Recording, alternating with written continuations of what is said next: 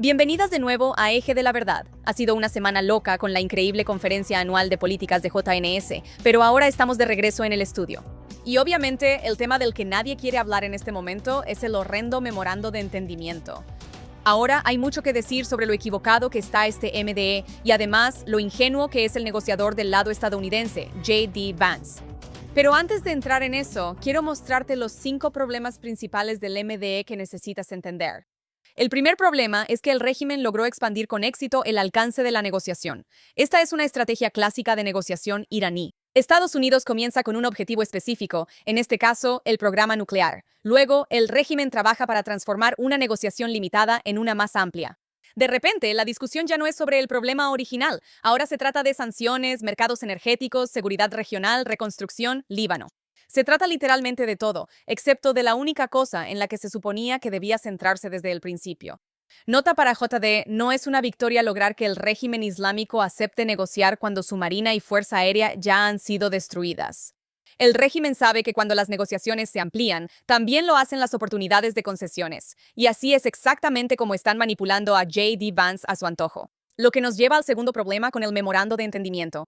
La administración está presentando la continuación de las negociaciones, para lo cual ofrecieron enormes concesiones al liberar activos congelados y otorgar exenciones a las sanciones petroleras.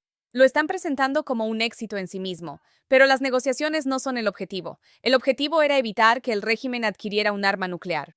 Mientras Estados Unidos estaba imponiendo un bloqueo, llevando efectivamente al régimen a la bancarrota, Estados Unidos decidió renunciar a su propia capacidad de presión gracias al liderazgo de personas como J.D. Vance, quienes fundamentalmente no entienden a este régimen. ¿No me crees? Míralo tú misma. Durante 47 años este país ha sido una espina en nuestro costado, ha sido un caso problemático tanto para administraciones demócratas como republicanas. Lo más genial del progreso que hemos logrado en las últimas semanas es que ves a personas dentro del sistema iraní, altos líderes, incluso funcionarios de la Guardia Revolucionaria Islámica, decir, ¿sabes qué?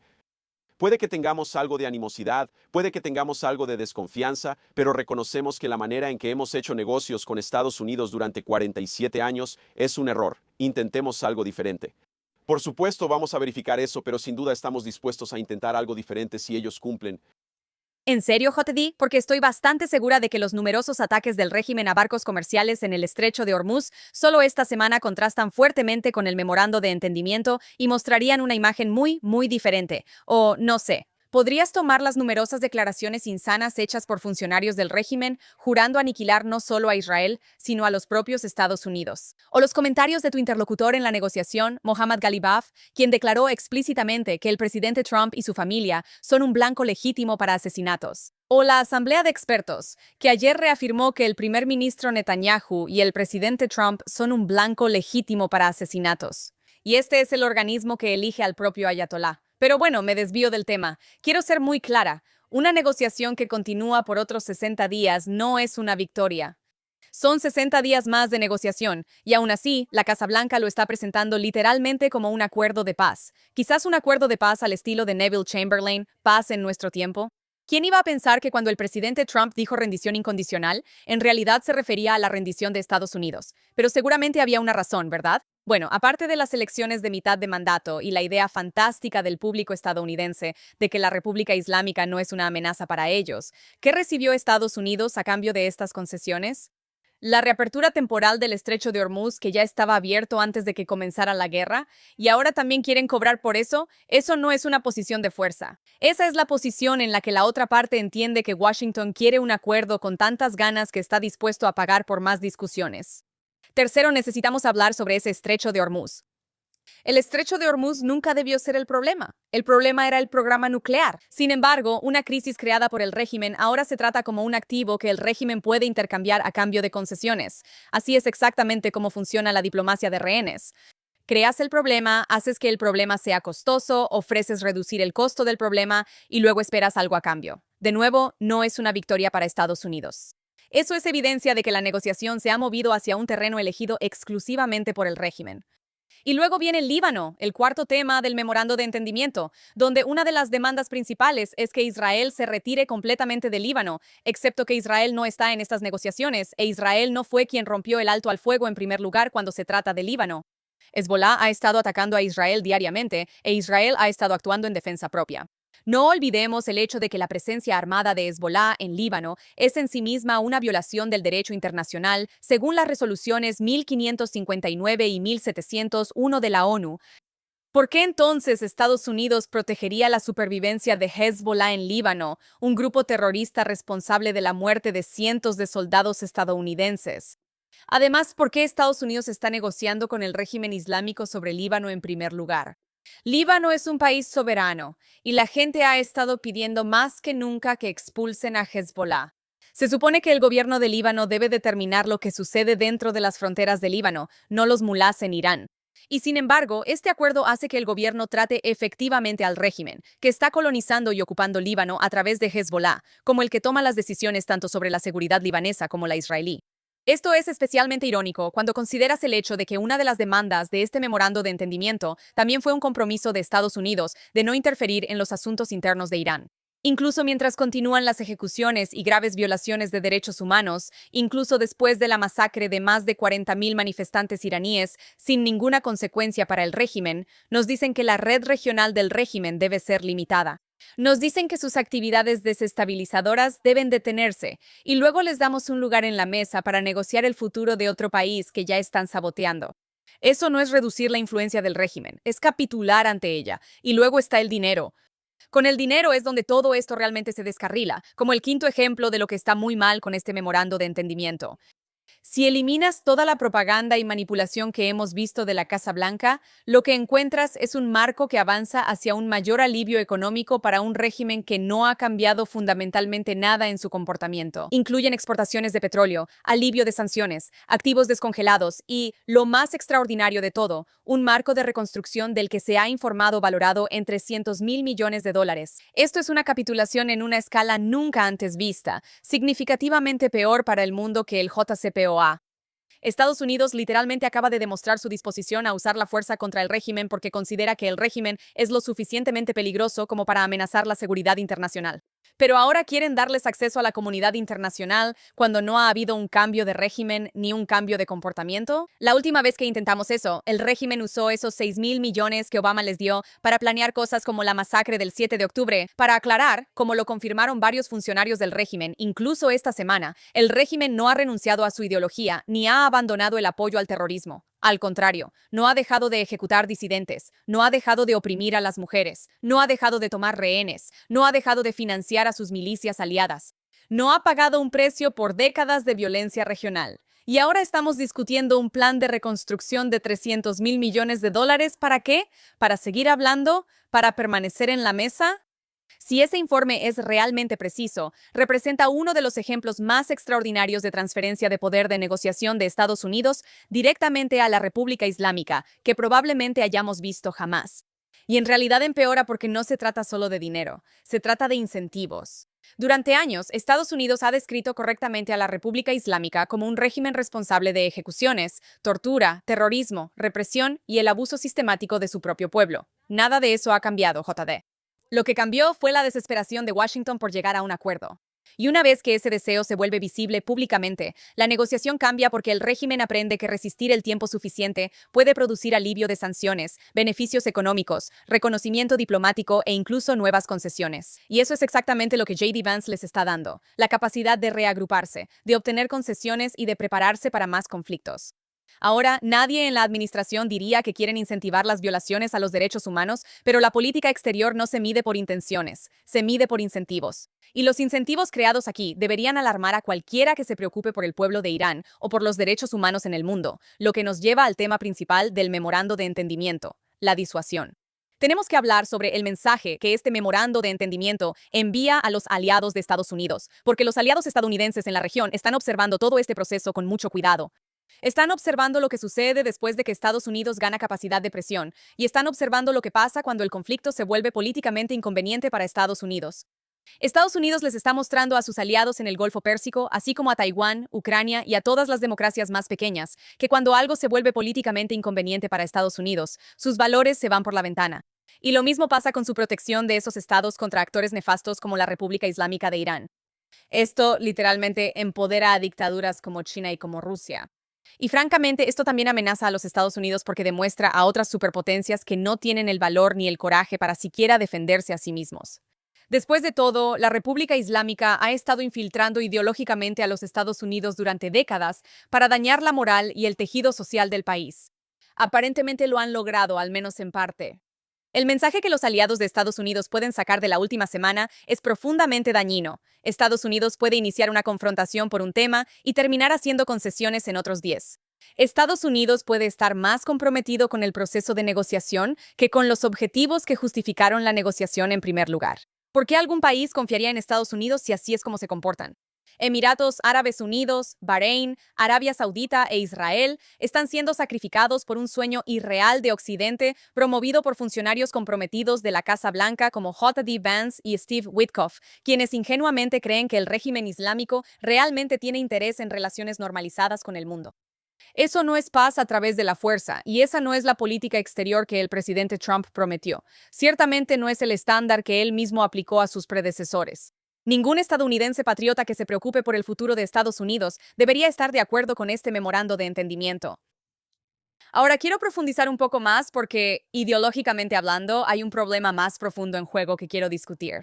Una de las ideas más peligrosas que circulan en partes de la Casa Blanca en este momento es esa. Si a la República Islámica se le dan más recursos, más alivio de sanciones, más acceso a los mercados globales y más margen económico, de alguna manera moderará su comportamiento. La teoría es que si el régimen tiene más que perder, se volverá más razonable, pero ya hemos puesto a prueba esa teoría. Y el resultado no fue moderación, el resultado fue más dinero para el mismo régimen que sigue la misma ideología a través de las mismas redes terroristas. ¿Por qué la Casa Blanca está participando en esta locura al intentar lo mismo otra vez?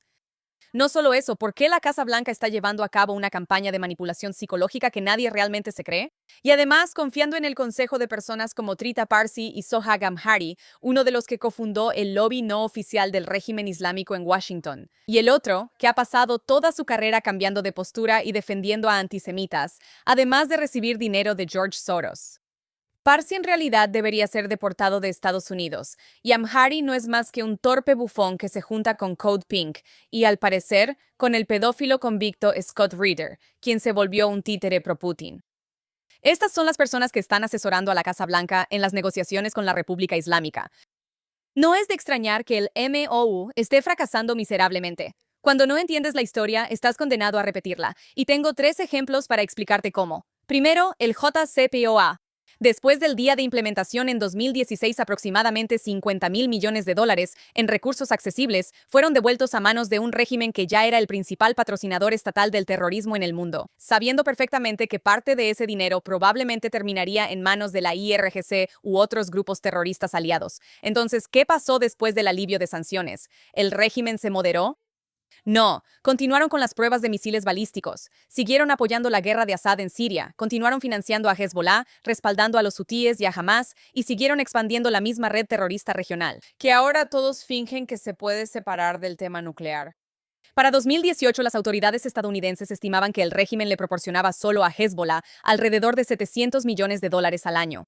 El Departamento de Estado también dijo que el régimen proporcionaba alrededor de $100 millones anualmente a los grupos terroristas palestinos, incluyendo a Hamas y la Yihad Islámica. Ese dinero no moderó al régimen. Ese dinero ayudó a sostener al régimen y al sistema que ya habían construido, y además lo expandió. Nada de eso se destinó a mejorar Irán. El segundo ejemplo que tengo es Siria, porque Siria realmente te muestra cuáles son las prioridades del régimen cuando tiene que elegir entre su propio pueblo y su proyecto revolucionario y genocida. Mientras los iraníes sufrían por la inflación, el colapso económico, las crisis de agua y el deterioro de la infraestructura, el régimen estaba destinando dinero para mantener a Assad, el carnicero, en el poder. El Departamento de Estado dijo que el régimen gastó más de $16,000 millones desde 2012 apoyando a Assad y a otros socios y grupos aliados en Siria, Irak y Yemen. Ahora, otras estimaciones son aún más altas, con analistas que rastrean los envíos de petróleo de Irán a Assad solo de 2013 a 2018 en más de $10,000 millones. Ese no es un gobierno que carezca de recursos. Es un gobierno que tomó la decisión deliberada de gastar miles de millones de dólares apoyando a un asesino en masa en Damasco, en lugar de construir un país funcional para su propia gente. El tercer ejemplo es la diplomacia de rehenes. En 2016, Estados Unidos pagó al régimen $1,700 millones como parte de un acuerdo relacionado con una antigua reclamación de armas, incluyendo un pago inicial en efectivo de $400 millones. Al mismo tiempo, los rehenes estadounidenses fueron liberados. Ahora la administración de Obama insistió en que era un acuerdo legal, pero también reconoció que el efectivo se usó como medida de presión hasta que los prisioneros fueran liberados.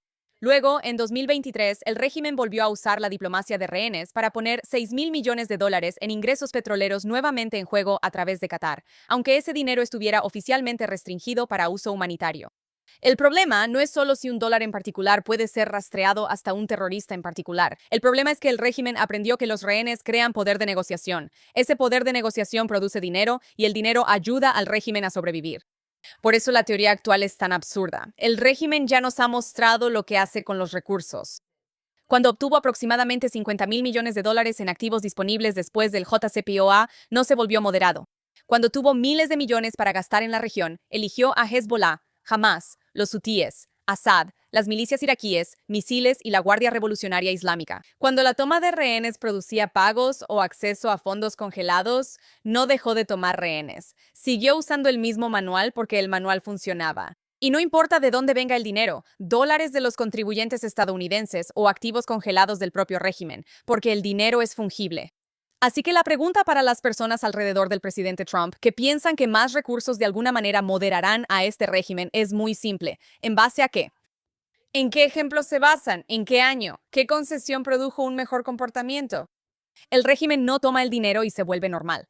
Toma el dinero y exporta la revolución islámica del 79, toma ese dinero y crea grupos aliados y se preserva a sí mismo, mientras que el pueblo iraní se queda con apagones, pobreza, ejecuciones y represión constante. El problema no es que la República Islámica vuelva a quedarse sin dinero, es que cada vez que reciben dinero, nos muestran exactamente lo que valoran. Y por eso no debe haber dinero en efectivo, ni activos congelados, ni alivio de sanciones, ni una nueva vía económica para este régimen. Ahora, para cerrar con lo bueno, lo malo y lo feo de esta semana, empezando con nuestra mala noticia para terminar con una nota positiva, lo malo de esta semana es el secretario del Tesoro, Scott Bessent. ¿Y por qué?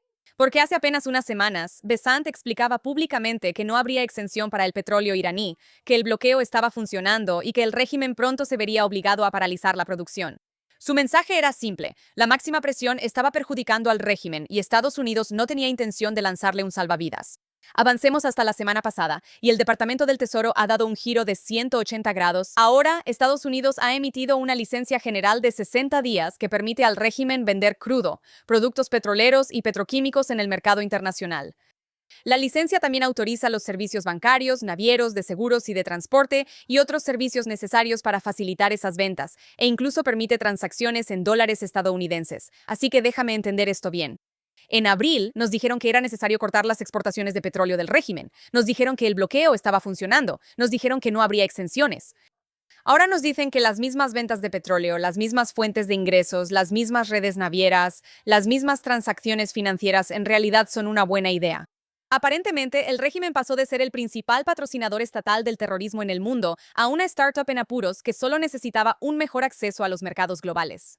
La exención podría valer aproximadamente $10.000 millones para el régimen solo en los próximos 2 meses. Y representa la primera vez en décadas que el régimen puede vender petróleo abiertamente con autorización de Estados Unidos, en lugar de hacerlo a través de redes de evasión de sanciones. Honestamente, no sé qué cambió más rápido, si la política del Departamento del Tesoro o su memoria. Mientras tanto, pasemos a lo feo de esta semana. La historia fea de esta semana es la respuesta a las críticas al memorando de entendimiento por parte de algunos de los asesores y consultores más destacados del presidente en Internet. Y lo que parece ser un esfuerzo coordinado para silenciar a esos críticos. Durante las últimas 2 semanas, Alex Brusewitz, Ana Paulina Luna, la miembro del Congreso, así como Donald Trump Jr. y otros, han pasado una cantidad extraordinaria de tiempo atacando a personas que se oponen al memorando de entendimiento de la administración Trump. Acusando a los críticos de ser bots o agentes de influencia extranjera, al parecer, la nueva regla es que si piensas que levantar sanciones petroleras y dar dinero en efectivo a los mulás o negociar sobre el Líbano es una mala idea. Ya no eres una compatriota estadounidense con una opinión diferente, de hecho, eres una agente de un gobierno extranjero. ¿Quién lo hubiera sabido de todos modos? A finales de la semana pasada, durante el mismo periodo, más de 100 cuentas que criticaron a J.D. Vance y el MOU, especialmente cuentas iraníes y judías, fueron suspendidas en X, por lo que la plataforma describió como comportamiento no auténtico. ¿Y a alguien le sorprende que este escándalo esté conectado con Alex Brusewitz, un consultor de redes sociales de Trump, quien, por cierto, tiene vínculos con Qatar él mismo? Y fue el invitado más reciente de Tucker Carlson. Esta es una persona que ha estado acosando cuentas judías en redes sociales durante bastante tiempo. En una defensa bastante patética y superficial de J.D. Vance, ha estado insinuando durante semanas que existe algún tipo de operación nefasta de influencia israelí para socavar el MOU, pero no presenta absolutamente ninguna prueba. Luego, cuando lo confrontan, afirma que está en contra de toda interferencia extranjera, pero sigue sin presentar ninguna evidencia de una conspiración israelí o judía, y convenientemente ignora a Qatar. Este es también el mismo pequeño troll que atacó a los republicanos que renunciaron a la Heritage Foundation después de los comentarios antisemitas hechos por Kevin Roberts. Y hasta fue sacado de Medio Oriente en avión por Qatar cuando estalló la guerra, junto a un conocido cabildero qatarí. Ahora actúa como si criticar a Trump fuera ¿qué? ¿Traición? Alguien ha pasado demasiado tiempo con los cataríes. No hacemos esto en Estados Unidos, Alex. También me parece muy gracioso que él diga ser MAGA y pro-Trump, pero aparece en el programa de Tucker Carlson, incluso lo llama amigo cuando Carlson ha pasado meses atacando al presidente Trump y ahora también al Partido Republicano. Pero claro, Alex, Mark Levin es el problema. Lo que hace que todo esto sea especialmente absurdo es que muchas de las personas que están siendo difamadas por Alex y también por Donald Trump Jr. no eran bots ni operadores políticos pagados en absoluto. Eran periodistas estadounidenses, veteranos estadounidenses en algunos casos, aliados emiratíes, expertos en seguridad nacional y comentaristas. Son personas que analizaron este acuerdo y llegaron a una conclusión diferente a la de la Casa Blanca. Buzz Patterson, Stella Escobedo, Eitan Fischberger, Amjad Taha y otras figuras conocidas, solo por mencionar algunos. Pero en lugar de tomar las enormes críticas como una señal de que tal vez, solo tal vez, están haciendo algo mal, estos funcionarios de Trump están respondiendo atacando a otros estadounidenses y tratando de silenciar sus voces. Si este memorando de entendimiento es un gran acuerdo, entonces sus partidarios deberían poder defenderlo con hechos. No deberían necesitar difamaciones, teorías de conspiración ni pruebas de lealtad. Y desafortunadamente para Alex, eso no pasa con este memorando de entendimiento. Si el presidente tuviera algo de sentido común, despediría al fascista aspirante de Recha Woke desleal y se desharía de cualquier asociación con este perdedor. Y ahora finalmente, para lo bueno de esta semana es algo que ha estado muy cerca de mi corazón durante mucho tiempo, ya que yo misma tengo familia armenia. Israel finalmente ha dado el paso que debió haberse dado hace décadas, reconociendo formalmente el genocidio armenio. El 28 de junio, el gobierno israelí votó para reconocer el genocidio del pueblo armenio en los últimos años del Imperio Otomano, de 1915 a 1917, después de que el ministro de Relaciones Exteriores, Gideon Sa'ar, presentara la resolución al gobierno. Ahora Sa'ar dijo después de la votación que nunca es demasiado tarde para hacer lo correcto. Aproximadamente 1,5 millones de armenios cristianos fueron asesinados, deportados, muertos de hambre y expulsados de sus antiguas comunidades a partir de 1915, y durante más de un siglo, Turquía ha seguido negando, minimizando o distorsionando lo que sucedió. Han borrado los registros históricos. Han amenazado a países enteros por reconocer lo que hicieron sus antecesores. Incluso lo han prohibido en algunos casos. Israel, vergonzosamente, evitó el reconocimiento formal durante décadas debido a sensibilidades diplomáticas con Turquía y más tarde también por consideraciones estratégicas relacionadas con Azerbaiyán. Esas preocupaciones eran reales, pero nunca justificaron que el Estado judío se negara a decir en voz alta que el genocidio armenio fue, de hecho, un genocidio. Algunos hoy en día han criticado al gobierno actual por hacer esto como un movimiento político en contra de Turquía. Y aunque es cierto que el reconocimiento del genocidio no debería usarse como un arma política, el resultado es incuestionablemente correcto desde el punto de vista moral, y ya era hora. Sí, Turquía bajo Erdogan ha pasado años acusando a Israel de genocidio, mientras su propio gobierno todavía se niega a reconocer el genocidio real cometido contra el pueblo armenio. Esa hipocresía debe ser señalada, pero esto no debería tratarse solo de Erdogan o Turquía. Debe tratarse de los armenios, incluida la comunidad armenia aquí en Jerusalén, que han preservado su historia, fe y memoria a pesar de un siglo de negación. Hasta 2026, 32 Estados miembros de la ONU, incluidos Estados Unidos, Canadá, Rusia y Alemania, han reconocido formalmente el genocidio armenio. Israel debió haber sido uno de los primeros, no uno de los últimos. Pero, independientemente de eso, esto es algo por lo que personalmente he hecho campaña durante años. Así que lo bueno de esta semana es que Israel finalmente dio ese paso moral al reconocer el genocidio armenio y condenar su negación. Y con eso terminamos por esta semana. Volveré la próxima semana, como siempre, con más historias de la región. Si tienes algún dato para mí, no dudes en contactarme en X como Emily Schrader o en Instagram como Emily in Tel Aviv. Nos vemos la próxima semana aquí en Axis of Truth en JNS.